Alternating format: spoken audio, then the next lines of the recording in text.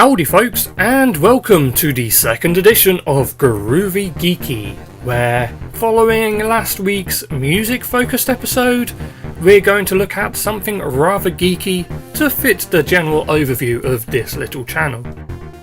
In fact, we're going super geeky as we jump deep into the rabbit hole of Japanese tokusatsu television with a look at Ultraman Max.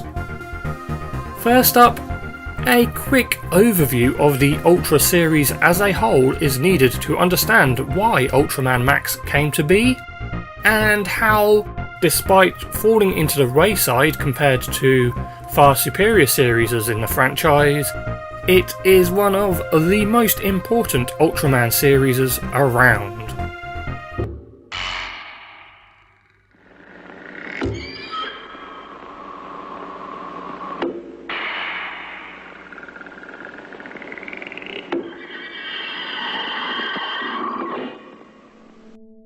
In short, the Ultra series started in 1966 with the series Ultra Q, which is kind of similar to the X-Files or Quatermass, however involving giant monsters. And it was really led by Eiji Tsuburaya of Godzilla fame. In fact, the Ultra series has many direct links to Godzilla films, featuring many of the same crew members and even reusing costumes and sound effects. Following Ultra Q was Ultraman, which introduced the idea of a superhero fighting these giant monsters, which would become the formula for most of the Ultra series from then on, with smash hits such as Ultra 7, Ultraman Taro, Ultraman Tiga, and more. Ultraman became something of a cultural phenomenon, often said to be as woven into the fabric of Japanese culture as Superman is to the United States. Each series features a different Ultraman battling an assortment of monsters with a very loose sense of continuity running between them. Ultraman's success was so great that it effectively spawned the genre of tokusatsu, which means special effects, television, inspiring others such as Kamen Rider, Super Sentai, Zone Fighter, and of course the infamous Japanese Spider-Man series, where Spider-Man has a giant mech. Yes, Spider-Man has a mech. Marvelous! Change Leopardo!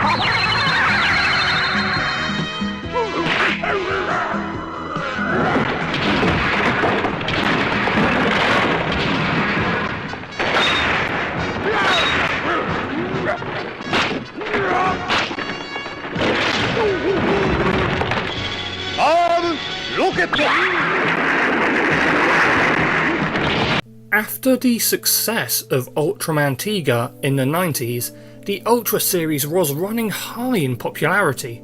However, an extortion scandal involving the lead actor of Ultraman Cosmos, which was eventually dropped due to lack of evidence, and the sudden shift in tone for Ultraman Nexus, changing from a bright, action-packed, fast-paced children's show to a more subdued, conspiracy-laden and darker series, despite still being aired in a children's time slot, would eventually damage the ratings and reputation of the franchise. This, combined with the more X-Files-like Ultra Q Dark Fantasy, showed the Ultra series in turmoil, unsure of its place, with no coherent tone. where to go from here? How about back to the series' roots? Ultraman Max is a fun, fast-paced action series clearly aimed at a young audience who want to see which new monster Max will fight and how he will defeat them. It is able to capture this sense of excitement greatly with a heavy reliance on special effects, featuring actors in suits portraying the titular hero and his monster adversaries, as a miniature set explodes all around them. Ultraman Max is aided by human allies, as is usual for the franchise, who assist him with futuristic, high-tech weapons and vehicles which are so devoid from reality, but we don't care. The action is so fast and the story so carefree that realism clearly isn't the purpose of the show. It's simply about creating a sense of fun, which it achieves wonderfully. It isn't just this return to form that Ultraman Max used to recall the franchise's glory days, with classic monsters returning to face our hero, and actors from Ultraman's first series returning as new characters, to further highlight the message that this is Ultraman like you remember it, or if you're a kid, this is Ultraman like you will remember it. Simple, imaginative and fun. While the series still suffered from relatively poor ratings, it was more positively received than Nexus, and is seen as something as a stepping stone towards the following series, Ultraman Mebius, which is one of the best received of the Ultra series. Phew, okay. That's enough of the backstory and history of why Max exists. Now, let's finally have a look at the series itself.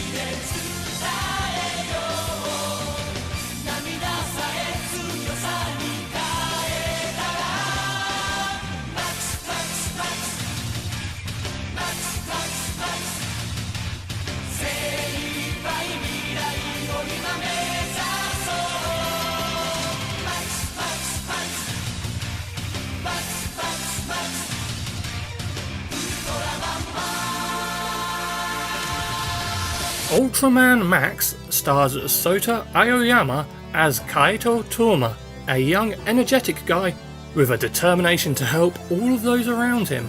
Luckily enough, Ultraman Max chooses him to be his host on Earth. Oh! And he also ends up being part of DASH, the elite team of monster fighters who protect the Earth from invading aliens and kaiju attacks. Kaiju meaning monster, if you didn't already know. Kaito's teammates are an eclectic bunch, featuring the hot-headed pilot Koba, the unintelligent yet determined Captain Hijikata, ace pilot and love interest Mizuki, Ellie, the robot developing emotions throughout the series, and perhaps most importantly, the geeky tech wizard Shaun White, who is the first non-Japanese major character in an Ultraman series, and a constant source of humour as he randomly exclaims random phrases in English, and his acting ability is questionable at best.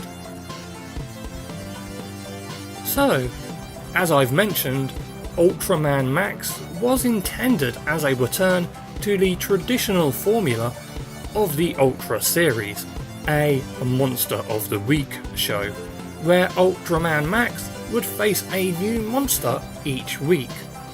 This brought an absolute bucket load of new monsters to the series, such as Lagaras, Paragala, and Keplerus, as well as bringing back several classic monsters who would receive new, highly detailed costumes, such as a personal favourite, Zeton, Pigmon, and Boltan. Yes, costumes. One of the key features of the tokusatsu genre is that the action is portrayed via actors in costumes in massive sets of miniature buildings to create a strong sense of scale. This can be aided with CGI, but the CGI can never overtake the suit motion techniques. Thankfully, Tsuburaya Productions are masters of this technique that they helped pioneer, from the original work in Gojira all the way to continuing to work its magic to this very day, with Ultraman R being the next series to carry on this grand tradition.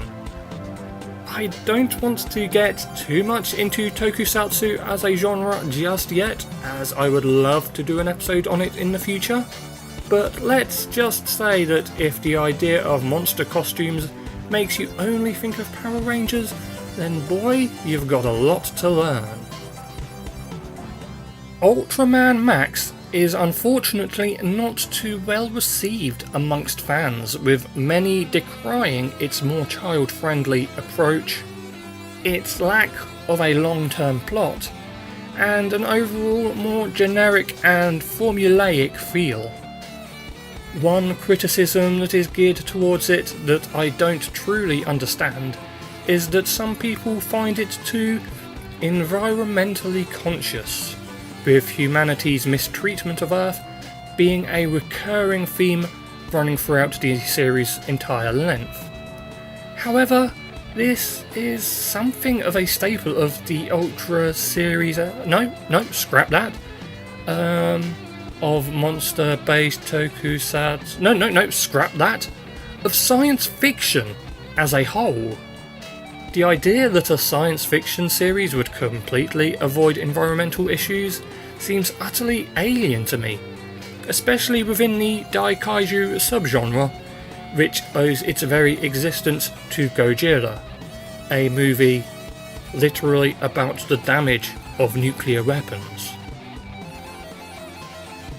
Ultraman Max also doesn't exactly stick as solidly to the formula as it is often accused of, with episode 22, Butterfly Dream, being something of a high point for surrealist television as a whole, as the story is played out over interwoven dreams, leading us, confusing us, and ensuring we don't really know what is going on, who is dreaming, what is real, which, for a show aimed at young children, is something pretty special.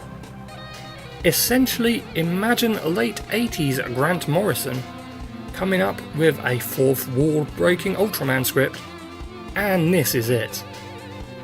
Other high points for the series include episode 13, Zeton's Daughter, where Max faces the legendary Ultra Kaiju Zeton, episode 25, A Distant Friend, where a peaceful alien arrives on Earth only to be imprisoned and interrogated, episode 37, Constellation Thief, where we learn of humanity's secret past and why we long for the stars, and a fantastic dread-filled two-part finale, where Max faces a mysterious new enemy, and the fantastically designed Giga Berserk, one of the most imaginative monster designs, perhaps since Gamera 2, The Advent of Legion.